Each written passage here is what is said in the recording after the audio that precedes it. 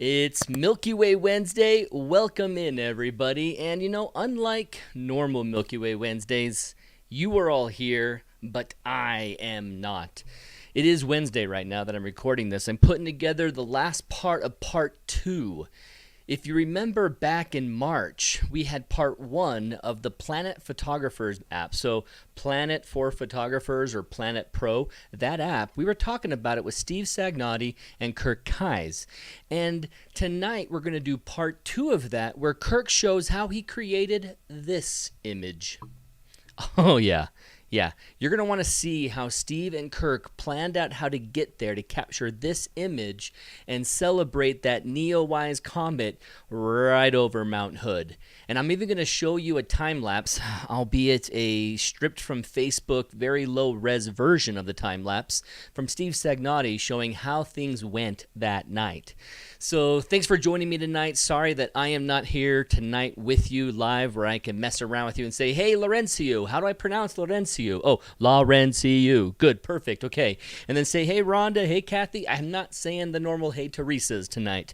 But thanks for being here. And I've got something special lined up for you next week. I have three fantastic guests. You know Clarence Spencer. You might have noticed Blake Fair talked about quite a bit by me and his awesome images over there last week in the Milky Way Envy. I think it was the moment of envy about Milky Way panoramas we did last week. And Blake Fair featured prominently, despite his lie, in that video. And so you will be able to see Blake, Clarence, and a guy that many of you might remember when he joined me live on Facebook 2 years ago talking about deep sky astro, Sean Maloney. So Sean Maloney and Clarence Spencer are my experts who have expensive gear, expensive cameras doing narrow band deep sky astrophotography. Then you've got Blake Fair, who's got that entry-level telescope, the one that you and I could possibly buy, and get into it as well. And I will show pictures like this from Blake Fair, and this, and this, and this. Oh yeah, Blake is doing fantastic as a new deep sky astrophotographer, and we're going to see Clarence Spencer's work, Blake Fair's work, and Sean Maloney's work, and you can get some information about how you can get into this deep sky stuff. And we're going to have a blast next week live on Milky Way Wednesday, 7 p.m. Mountain Time, for at least an hour. I bet we don't even start the live Q&A until after 8 p.m. my time. So join me next week live. Stay tuned and learn how Kirk made this picture work and how he planned it using the app Planet for Photography. Planet Pro, Planet for Photographers. So Wenji has a fantastic app. It works great in tandem with PhotoPills, and it has extra features that are far more difficult to figure out how to learn, while PhotoPills was still plenty difficult to kind of get into it. So it's no surprise that these require a little bit of learning curve. So join me for round two of your learning curve, and let's watch Kirk Kai's first present, and then you're going to hear from Steve Sagnotti. And you can see I'm using two fingers on the map now. I can pinch and zoom in or zoom out with it. So we ended up finding a spot called Granite Mountain that's like 30 miles from Mount Hood. And so that worked out just perfect for like a 100mm lens. And so I'm going to zoom in here.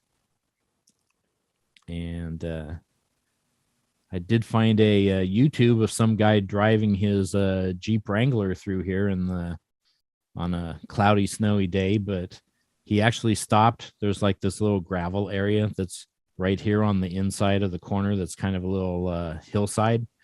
He actually stopped and drove his Jeep up there, so that gave me a good view of what this corner was going to look like, and I could see that there'd been a clear cut like within the last 10 years, so I knew the trees weren't going to be super high against the side of the road, which is an issue when you're trying to shoot out in the forest.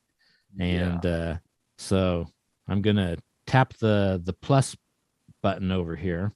And I'm going to add my camera location. And then I'm going to zoom out.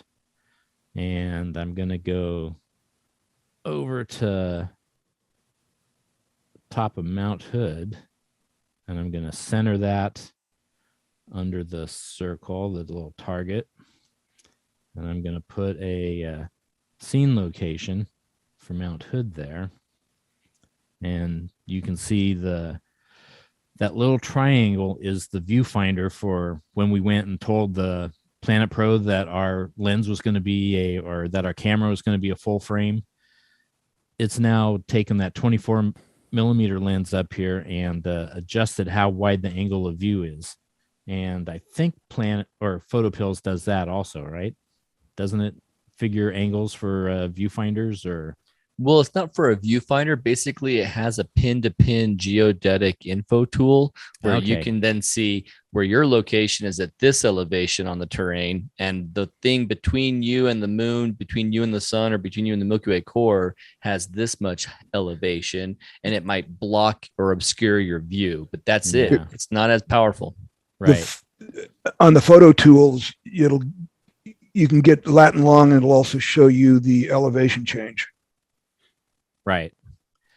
In PhotoPills. No. I mean, right? in Planet. Yeah, right there. And it'll also give you the distance between the camera and the subject. Oh, yeah. If I swipe down here and I go to distance and view, so it tells me that the distance to Mount Hood was 30.5 miles. So And then- we were a long ways away from Mount Hood there. Yeah. So now I'm going to swipe the ephemeris up here, and I'm going to move over to this one here, which is the Stars and Star Trail ephemeris, and you can have it pick a different function. You can have it like, show you stars, planets, all sorts of stuff. So I have it right now set for comets, and I'm going to tap on Neowise here. And Neowise is way out in the darkest reaches of outer space right now, so don't use this for any kind of future planning because it won't be back for 8,000 years or something like that. But Your you can grandkids see will see it. so now it knows where Neowise is going to be. So now I'm going to go into the killer feature for Planet, and I'm going to hit the little viewfinder button down under the plus button, and I'm going to hit viewfinder, and it's going to do a rendering for me. And of course, it's going to be pointing in, with the wrong direction here. So let's see. Long press azimuth. Well, I'm going to just use my finger and zoom over because I know Mount Hood is like right over there. And then I'm going to switch it to 105 millimeter lens, which is what I ended up using. And so you can see it's now drawn a 3D rendering of Mount Hood. To have it draw these renderings, you'll have to download some digital map data first. It's super easy. You just got to tap a couple of buttons, and then it takes a minute or so for it to download, depending on how big of an area that you're trying to render. But this is like the best feature ever. So It really is. It's the thing I reference all the time when I say, why do you want Planet? You want it for this. Yeah. So I'm going to stick Mount Hood down on the bottom third rule line there. You can see there's rule of third lines on the screen. Cool. And I'm going to slide the timeline over, and you can see the stars are now rotating over past Mount Hood here. And you can see here comes Neowise, and it's going to scroll up. And if you also notice, the sky is getting brighter. Twilight period. We were past the end of night and getting into blue hour when this all happened. And so I'm going to just stick it right over here. And there's little plus and minus buttons on the end of the timeline. If you need to, you can zoom in on the timeline. It's kind of annoying and a pain, but if you tap on the left side, it like zooms in, and you tap on the right side, it zooms out. Okay. You can scroll with more precision that way. And at first you'll wonder, hey, why did the timeline change? It's because you tapped one side or the other. And so right now, 3:24 in the morning, July 11th, I got a photo with Mount Hood and with Comet Neowise directly over the top with the tail going up. And Aaron has a copy of that photo that he should be putting on the screen here. I'll be at putting some on the point. screen right now. Yes, I love this image. It's awesome. And so this is how we calculated where to go, when to be there, and what to get ready with for taking a photo of Neowise over Mount Hood. And right, I was super happy. So this image is so unique. There's nothing else in the world like it. Right, because only 3 of us were there. I say, I got one. What are you talking about? And John Henry Maurice right now, JHM is thinking, I have one too. Yeah, but none of them have one processed by Mary Beth Kaczynski. And she is the master of processing stuff, and I wanted to get it done quick. So I emailed her and said, hey, Mary Beth, could you process this for me? And she goes, oh, yeah, sure. And it's an hour later, she goes, how's this? And it's it was awesome. So I want to make sure everyone knows she did the processing. It's a stack of, I think, 11 photos. She processed it separately for the mountain and then for the sky. And it looks amazing. It's one of the best photos I've taken, and I'm sure one of the best photos she's processed. But yeah, she's really good at that. So if she has signal right now in Canada and she's watching us right now, she's getting props from everybody in the group, I'm sure. So the other thing that you can do in Planet is there's a couple other viewing modes. You can I tapped on the little Viewfinder button again. So you can see there's the Viewfinder VR. That's what we're looking at right now. There's the Viewfinder AR, which is photo pills. So you can see my messy desk and monitor, and you can see the sky is moving around. Here's my synthesizers collection over here. And but anyway, you can do that in photo pills too. And that was the killer feature for photo pills. You could hold your phone up, look and see where the moon was going to be, look and see where the sun was going to be. That was such an awesome feature. Well, Planet's gone one step further and done this 3D rendering stuff for you, which just takes it to the next level as far as planning goes. Although I suppose if you're in the middle of Kansas, you probably wouldn't get a lot of use out of it. Or if you're in Florida, just because it's flat. Out here in the West, yeah, where we have mountains of some significance, it's really handy, really useful. So if you're going to travel out west, make sure you can go download the map so that you have them in your phone before you even get out in the field, because you will need data to download the map. So go find a spot you're going to go to and make sure you download the data first before you get out in the field. Yeah, great point. Then there's one more mode called Viewfinder Picture. So that's the third one up. If you tap that, you can take a picture, or if you have one on your phone and you have GPS data on it, you can go and I went out to this abandoned school. If I tap on that, and you can see it's pulled in the picture and overlaid a bit of the sky. Nice. It's got the angle, the direction correctly, but it's got the altitude wrong. So I don't know if it's something to do with my phone. So I got to kind of pull it over so the 0 is kind of near the horizon on the left-hand scale. So that's your angle up or down. And so now you can see where the star is going to be, and then you can rotate the sky through, and you can see the Milky Way is going to be back behind over there at some point. And so that's pretty much Planet for you. That's the main features. Okay, here's another little tip. In Planet, down on the timeline, there is this gold bar, yellow gold bar. That is when the Milky Way core is above the horizon. So the core is below the horizon, and at the end of it, it says dark, true dark, or the dark night ends. So we're out of true dark. You may see the Milky Way on either side of that, but it's not true dark.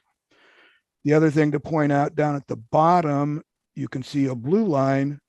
That's when the moon is above the horizon, and that'll come into play here in a minute. So I've got 5 results. Let's pick one in the middle and let's go back to the VR view. This Milky Way, where the sun and moon finder, you define a box and it would bring up the sun or the moon or whatever you're looking for when it's in that box. The Milky Way Finder works a little differently. It's the whole screen and it's the exact position of the Milky Way. As I step through, you'll see the bottom dates and times change, but the Milky Way will hang right at this point. So you could say, I want the Milky Way to always be there, but if I change it, say I want it really to be there, we now have 92 results. That's awesome, especially since you might have a subject that is bookending the Milky Way, like in natural bridges, and you want to see it right down that path. Like, okay, what time of year could I actually see it right in that path? That's awesome. Yeah. So going into the results, you could do it with no moon, various phases of the moon. The one I am using a lot these days is moon in opposition. It's either an opposition plus or minus 6 degrees or between a +6 to a +12 degrees above the horizon. Opposition, think about that for a moment. In the early Milky Way season, the moon and the Milky Way rise in about the same place. Late season, the Milky Way is rising into the southwest. So if I pick one of these dates, and I'm going to say June 22nd, that's the position of the Milky Way. Look down at the bottom and you'll see that the moon is just rising. If I go back to the view, you'll see over here is the moon position where it's rising. The moon position over on this left side is where it's setting at 3 p.m., sunset and sunrise. And so you can see the moon is coming up as the Milky Way is moving. Yeah. I like to get the moon just before it sits off the ocean, lighting the shoreline with the Milky Way in place. And to give you an example of that, I've got a picture. And so this is the view at Secret Beach with the Milky Way. The foreground is lit with a little bit of moonlight. There was an extra bonus. I got some bioluminescence that night. Oh, wow. I just kind of thought that was an artifact of processing. That is bioluminescence. Wow. Yeah. Oh, man. I'm so jealous. So this is one of the ways you can use Planet's Milky Way Seeker. You say, I know where I want to go. I know where I want the Milky Way to be in that shot, and then start looking. And then using the moon portion of it to, get you back where you want to go. And every time you use Planet, you'll actually have bioluminescence happen. So I wish. So I repositioned the Milky Way a little bit and got some different results. Want to look at both the May 10th and May 11th. It's showing the yellow orangish column is where the sun is at. It's way below the horizon. And the elevation of the moon and the phase, an idea of how the phase of the moon is above the horizon. I'm going to pick the 10th, the first one. And you can see that, let me go all the way back. The moon is over on the left, just about to set. So I can get moonlight on the shoreline, lighting it up. I can take Milky Way pictures if I want, and I can wait a few minutes. The Milky Way is out of no longer lighting and focus just on the Milky Way. So once again, the Milky Way will be in about that position with the moon up, and about that position when the moon is down, which is about where I was at. That was a situation last year on that picture I just showed. Right on. That is right over Secret Beach. I only wish that there could be a chance that there was topography for the sea stacks, but we just don't have those on maps. Yeah, and that's a good lead in. I could add models with this 3D modeling. I could go in and I'm zooming in by using the scroller on the side, and I'll move some of this out of the way. In fact, I'll just reposition the camera. There are these sea stacks, and you could create pins and give them dimensions. You could create models, however you wanted to do that, but that would be a nice thing. It would be nice if the they can't put every little rock and stuff into everything, so you have to do it a little bit, but that brings up models. So let's get into a little review and a little moving forward all at the same time. A moonrise that we had planned, and unfortunately we can't plan for the weather. I'm on the edge of the Columbia River, east of Portland in the Columbia Gorge. Get some nice views down the river. And got my box for a moonrise and wanted to get it over a Works Project era building called Vista House. And if you notice and are familiar with models or markers with dimensions in PLANIT, it's really a cylinder. You define a width, which is a radius, and a height, and you end up with a cylinder. Yeah. This is a little more complex than a cylinder. Yeah, far more geometry. So we'll get into some of that here in just a moment, but before, because this is one I created, doesn't take much. But before we get into that, let's look at one other. If you're into cityscapes, we'll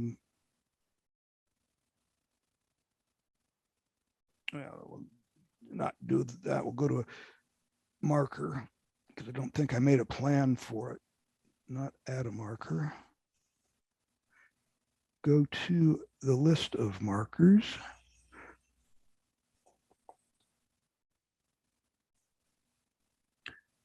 Put the camera at the east end of the Morrison Bridge, downtown Portland.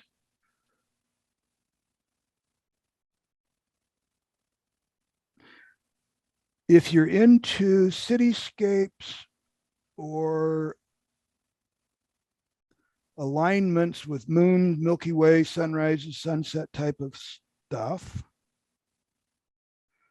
Now I'm there. Okay. So I've got city buildings. If we go to the view, you'll start seeing the power of the modeling option. Oh. These are buildings in downtown. These are full on. Really good replicas of their geometry. Wow. They are models of the buildings. Yeah. Very definite. They're not messing around. These aren't just rectangles representing them. You can see that the sun is being clipped right there by the edge of that shape instead of just seeing a rectangle that would block it already, despite the fact that it actually gets pinched in and tighter and you have the space for the sun to be. Oh, man. So when you pulled in these, are these city buildings something that you're got to be lucky and live in Portland, a bigger city, or are most cities in the United States, I would say large capital cities, most of them included? Wenji has created, he hasn't created them. There's a 3D model warehouse that you can most people can download them from. People with modeling backgrounds and modeling software can create these, but Wenji has taken it upon himself to create using these other resources that actually did the creation, but to pull from the library and add them to PLANIT for most of the buildings in most of the metropolitan areas across the world. Oh, across the world. People can contribute their own models. So let me back up just a second and I'll show you a little bit. I'll zoom in on. You can see a little blue icon here. There's blue transit icons and a pale blue icon for the building. If I click on that, it gives you a little bit of a rendition of the model. The information tab will give you a bunch of information about the building, but the main thing is this was created by Wenji. If a user created it and submitted it, it would put my name, your name, whoever submitted it. Okay. And Portland is a city of bridges. There are some bridges that are modeled. That one is your standard out of the box default model of a width and height that I created. Same sort of thing here. There's different towers on this bridge that I created. But if you come down here to his, nope, that was mine too. I've got models for these I want to submit. I just haven't got there yet. But that one you can see actually is a modeled bridge. We're not seeing anything yet. Just that. Well, it's. I'm just saying you can see I the see blue the outline. blue outline. Yeah, I do. I see the lines from the model, the edges. Okay, so as Milky Way photographers, we probably aren't shooting Milky Ways in the middle of cities and need these elaborate models that Wenji has provided for us. So let's go to a different plan and I'll show you some of the things that you could do. Kirk and I recently went out to shoot the Milky Way at Friend School. This is an old, don't want to do that. This is an old school. It's now used as some sort of community hall. And before you saw me clicking on some of those bridges and you would just get a circle because that's what you got. Here you notice maybe, yeah, there you pops in. Yeah, there it is. There's a bit of a square thing going on this model. Yes, so is.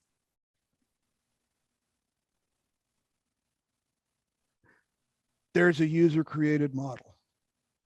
Oh, right. And because I'm not on Milky Way, we're not seeing the Milky Way. So there is how the Milky Way would look against that representation of that school. Man, it does get blocked that close. We just step back further with the camera and you're able to pull that Milky Way core at least up and over. Nice. Yeah. And so if I move the orientation or move the camera location, we're now face on the school. That is so powerful. Love it, Kirk. Come back, out over here, change. And so you get the 3/4 view. If you use the search, you're only getting where the Milky Way is. And so you have to define where you want it in your picture. Yeah. I used that and we had great high hopes, as always, when we go out. Using that model, this is the image, and let me make it big. This is the picture I pulled up. And unfortunately, the clouds didn't cooperate. You can just see a little bit of the Milky Way on top of the clouds. And you'll see that Venus is rising. And then this was another picture. Since we couldn't get the Milky Way, we hired the moon to come in. Actually, the moon was going to rise, and we knew that. We were trying to get a couple of different shots. I'd hoped to get the moon just cresting the horizon with the Milky Way still up, but clouds really played havoc with us. And got the moon and Venus, but that's what we were doing there. Okay, that looks awesome. A couple of weeks earlier, we went out and did this with moonlight. That's during moonlight? Yeah, the moon had not quite set. That's what's lighting the back wall inside the school and the front of the school. Okay. And then 20 minutes later, it had set, and that's a track sky of the stars. Okay, so you did have a dark sky to track the stars. Nice. The last picture we were just looking at, this was the camera position. You can see what's this school. And there is the model for it, including the flagpole and a little bell tower on it. Right. Now, you had asked about delicate arch. Yeah, that was what we struggled with, just Mary Beth and I, in January. Okay, let me once again, go to a unused plan so I don't screw any of my plans up. Select, that last thing I looked at was delicate arch. So Awesome. going into delicate arch, there is the arch. One thing, a 2-finger drag on the screen Does the 3D the tilt? Yeah. So you've got the delicate arch here. I've got a marker here. Let's move this marker over there and assign it the camera location. And we got delicate arch. I wonder what we get. What? That's disappointing. Yeah, well, it's you get I made 2 columns and a rectangle over the top. Oh, you made it. Okay. Yes. Yeah. No. Well, It's Wenji actually sent me the full-on 3D object model, but I don't have any way of converting it into the format that Planet wants. Planet wants a .obj file. If anybody is a 3D modeler, you can import an OBJ file, and but you've got to make sure you get the ground set and the rotation set, and you can go from there. But let's use this because that was the part I did skip over that I wanted to get to. Yeah. Is if I go in and edit the marker, we end up with this 3D model section. And if I edit that, that is CY for cylinder, CY for cylinder, and CU for cube. And I've rotated it -12 degrees. The vertex or the V are just positioning the pin in 3D space to start where to draw the next object. Okay. Since this is, well, let's I'll just show you. If you click on something, and I'm going to click on pyramid, it puts in a empty pyramid, and it tells you on pyramid it wants a width, a height, and so we'll give it a base of 15, and because up top in the units I've said feet, 15, and we'll give it a height of 40. Now, when I see that pyramid, it says L, then W's in parentheses, H. What's the parentheses telling us? It's going to be a default. So like it's a square-based pyramid, and so square is length and width are going to be the same. Okay. And I don't know where it's going to show up on the model right now. If I hit the check mark, that saves it. Hit the check mark, that saves it. And then let's look at the model and see what it did. Well, that's the pyramid, huh? That's not what I would have expected. So let's go back real quick and see. No worries. We'll just do it again. Let's see what happened. You have a syntax typo. You have a PF instead of PY. Oh yeah, pyramidal frustrum. Oh yeah. So we got a pyramid on top of the arch, or a dunce cap, however you. And you can do cones as well. It's only a matter of time before someone puts a monolith on delicate arch when we're not watching. Yeah. And if you move the camera around to a different position, reposition it so it's pointing. Right on. So let me go back one more time to the friend school, select the model, and you can get a halfway decent model. I mean, we're out here taking pictures of buildings and stuff that nobody's going to have a model for, but you can make something that works fairly well for our needs out in the boonies. Yeah. Much better than a cylinder. Oh, big time. That is really cool to see. Thank you so much, Steve. I know that this is going to be out of the depths of some of you using this, but knowing that it's there and getting help from others who have these 3D models, you're going to have many scenarios just already solved for you. And you just got to sit there from your couch and do this work, and you'll be able to plan which day of the year you're going to be out there. Now, I have asked Wenji, and he said that it was a good idea, and he will try to work on it. I don't know about it. Oh, okay. Yeah, that was probably a bit much. Even though it was, like 30-something minutes, it's not that long, but you probably feel like it was long enough, being that it was a fire hose that you were drinking from. And Kathy, did you notice that I'm wearing my NASA shirt? When she was at my presentation for the Faroe Islands workshop, she noticed that it was one of the first times she hasn't seen me wearing some space-themed t-shirt. So yeah, had to put my NASA shirt back on for you, Kathy.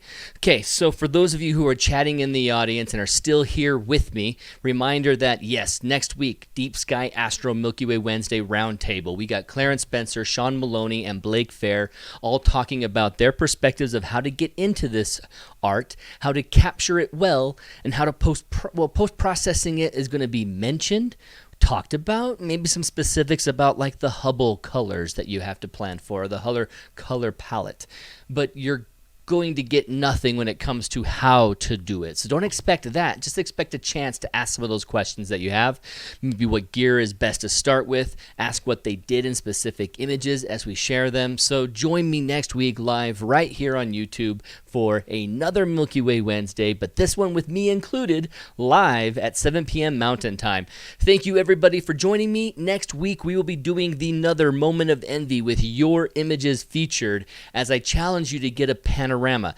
Most likely between now and then you're not going to be able to get a new one, so you've probably had one from earlier this year or even last year or even your favorite one of all time. Just hook me up with your one favorite option that you want me to talk about here on Milky Way Wednesday. The information is coming to you through the Milky Way Photographers Guild, and if you're on my email list. If you go to photogadventures.com and go to workshops and then click on the already over, not really still happening, but I've left the link alive so that you can get there, Mary Beth and I, Aurora Adventure Workshop, click on that one. Then you're going to go to an Aurora Workshop page that then if you move your mouse to the top of the window, it'll actually pop up something saying, hey, do you want to join my email list? I think that's the easiest way to get there. I don't have a link for you tonight to find in the description, but I will be emailing it and I will be telling everyone in the guild about it so that you can submit your images. And so if you want to get a hold of that, join us there and I will be able to feature your image among the others that I go a little gushy over, and a little bit of critique. We'll add a little bit of helpful critique on this one as well, not just a moment of envy for next 2 weeks from now, Milky Way Wednesday. So again, thanks for joining me. Thanks for hanging out with me again. Blah, blah, blah, blah, blah, blah, blah. Click Aaron and click. Haha, there it is. I'm Aaron King with Photog. I don't know why I do that, like I'm trying to sell something in the 1950s. Hello, friend. Would you like to come? Welcome to... No. Goodbye. That's what I'm going to say. I'm Aaron King with Photog Adventures, and thank you for hanging out with me as always on Milky Way Wednesday. And if you don't have friends that have come here that you think might join us, have them join us. Have them join us in time to watch me gush over your images in 2 weeks. So I'll see you next week with the Deep Sky Astro Nerds, and then after that we'll be doing a Moment of Envy. See you all later. Thanks for watching Milky Way Wednesday as always. See you later. Oh, I clicked the wrong one, but that is a cool time lapse. Well done, Aaron. Now, as always, I will click the right button and not the wrong one.